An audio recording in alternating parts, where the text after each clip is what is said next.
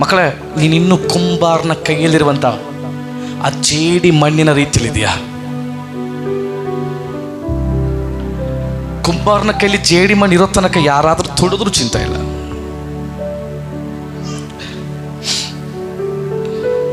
ಯಾರಾದರೂ ಅದನ್ನು ಕಲಿಸಿದ್ರು ಕೂಡ ಚಿಂತೆ ಇಲ್ಲ. ಯಾರಾದರೂ ಅದನ್ನು ಓದಿದ್ರೂ ಕೂಡ ಚಿಂತೆ ಇಲ್ಲ. ಅದನ್ನು ಹಾಳು ಮಾಡಿದ್ರು ಕೂಡ ಚಿಂತೆ ಇಲ್ಲ. ಕಾರಣ ಆ ಜೇಡಿ ಮಣ್ಣು ಇನ್ನೂ ಕುಂಬಾರನ ಕೈಯಲ್ಲಿದೆ. ಅದಕ್ಕೆ ಇನ್ನೂ ಸ್ವಲ್ಪ ಮಣ್ಣನ್ನು ಸೇರಿಸಿ, ಇನ್ನೂ ಸ್ವಲ್ಪ ನೀರನ್ನು ಸೇರಿಸಿ, ನಿನ್ನನ್ನು ತುಳಿಬೇಕಂತವರ ಮಧ್ಯೆ, ನಿನ್ನನ್ನು ಹಾಳು ಮಾಡಬೇಕಂದವರ ಮಧ್ಯೆ, ನಿನ್ನನ್ನು ಒಡಿಬೇಕಂದವರ ಮಧ್ಯೆ ಒಂದಲ್ಲ ಮತ್ತೊಂದು ರೂಪದಲ್ಲಿ ನಿನ್ನನ್ನು ರೂಪಿಸಲಿಕ್ಕೆ ಆ ಕುಂಬಾರನಿಗೆ ಇನ್ನೂ ಶಕ್ತಿ ಇದೆ.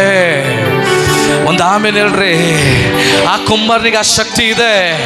ನಾನೊಂದು ಮಾತು ಹೇಳ್ತೇನೆ, ನಿನ್ನನ್ನು ಸ್ಟಾರ್ಟ್ ಮಾಡಬೇಕಾದ್ರೆ ದೇವರಿಗೆ ಒಂದು ವೇಳೆ ಒಂದು ಚಿಕ್ಕ ಪಾತ್ರೆಯನ್ನು ಮಾಡುವಂಥ ಆಲೋಚನೆ ಇತ್ತೋ ನನಗೆ ಗೊತ್ತಿಲ್ಲ.